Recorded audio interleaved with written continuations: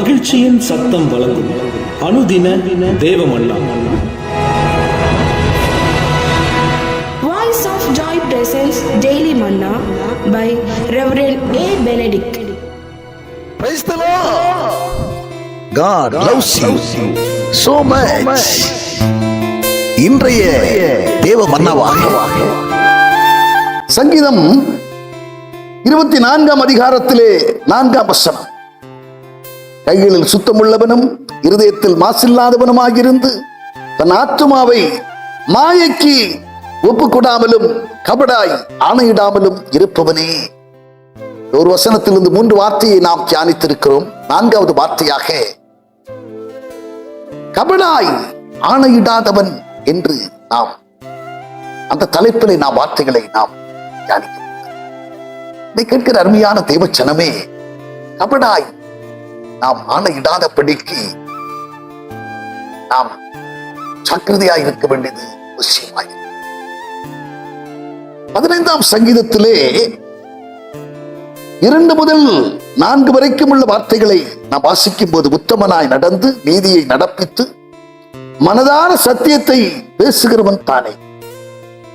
அவன் தன் நாவினால் புறம் கூறாமலும் தன் தோழனுக்கு தீங்கு செய்யாமலும் தன் அயலான் மேல் சொல்லப்படும் நிந்தையான பேச்சை எடுக்காமலும் இருக்கிறான்.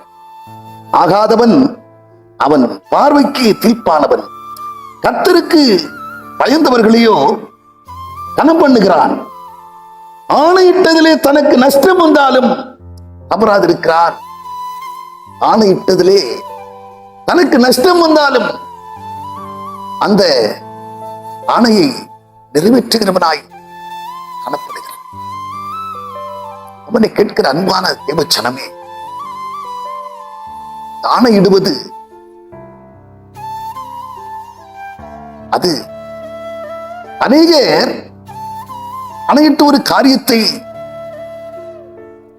செய்கிறார்கள், ஒரு காரியத்தை வெளிப்படுத்துகிறார்கள். இந்த காரியம் இப்படி எனக்கு நடக்குமே ஆனால் நான் இந்த காரியத்தை செய்வேன் என்று சொல்லி ஆணையிட்டு சொல்லுகிறார். ஆண்டவர் சொல்லுகிறார், யாத்ராகமம் 20ஆம் அதிகாரத்திலே 7ஆம் வசனத்திலே,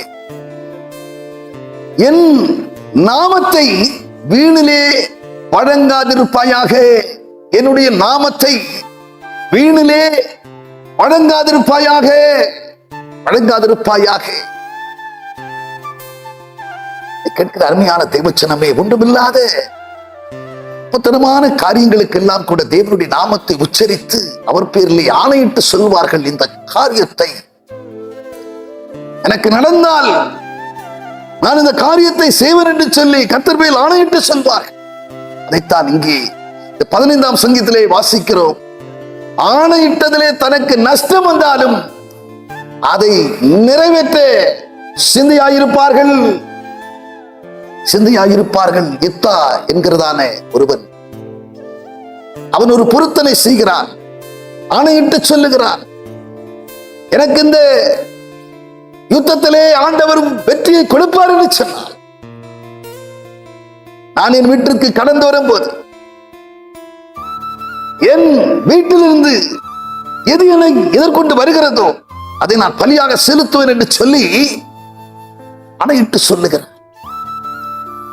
ஆனால் ஒரு கணம் அவன் மனம் வேதனையோடு காணப்பட்டிருக்கும். ஆனால் அந்த ஆணையை அவன் நிறைவேற்றினான். நான் பொருத்தனை செய்தபடியாக அதை அவன் நிறைவேற்ற தயங்கவே இல்லை. அநேகர் வாய்த்திறந்து வார்த்தைகளை வெளிப்படுத்துவார்கள், ஆனால் அதை நிறைவேற்ற தயங்குவார்கள். அதைத்தான் இங்கே பார்க்கிறோம். ஆணையிட்டதிலே நஷ்டம் வந்தாலும் நாம் அதை நிறைவேற்ற தவறவே கூடாது. காரியத்தை கர்த்தர் உங்களை எதிர்பார்க்கிறார். எனவே இல்லை என்று சொன்னால் நாம் பொருத்தனை பண்ணவோ ஆணையிடவோ செய்யக்கூடாது. கர்த்தருடைய நாமத்தை வீணிலே வழங்கக்கூடாது என்று வார்த்தை சொல்லுகிறது. வீணிலே வழங்காதபடி தேவையான காரியத்திலே நாம் அவருடைய நாமத்தை நான் பயன்படுத்தினாலும் கூட, அவருடைய நாமத்தை நாம் பயன்படுத்தினால், அவருடைய நாமத்தின் ஆணையிட்ட ஒரு காரியத்தை செய்வதாக வாக்குப்பட்டினார், அதை நிறைவேற்றுவதற்கு சற்றும் தயங்காமல் நாம் காணப்பட வேண்டும் என்கிறதை ஆண்டவர் எதிர்பார்க்கிறார். எனவே இந்த காரியத்திலே நாம் சிந்தை உள்ளவர்களாக இருப்போம். ஆணையிட்டதிலே நஷ்டம் வந்தாலும் நாம் அதை நிறைவேற்ற தவறாமல் இருக்கும். நாம் செபம். பரலோக பிதாவே, நாங்கள் உம்மை துதிக்கிறோம், உம்மை ஸ்தோத்தரிக்கிறோம். ஆண்டவரே, ஆணையிட்டதிலே நஷ்டம் வந்தாலும் ஆணையிட்டதை நிறைவேற்றுகிறவர்களாக, ஆண்டவரே, பொருத்தனை செய்து கொண்டதை நிறைவேற்றுகிறவர்களாக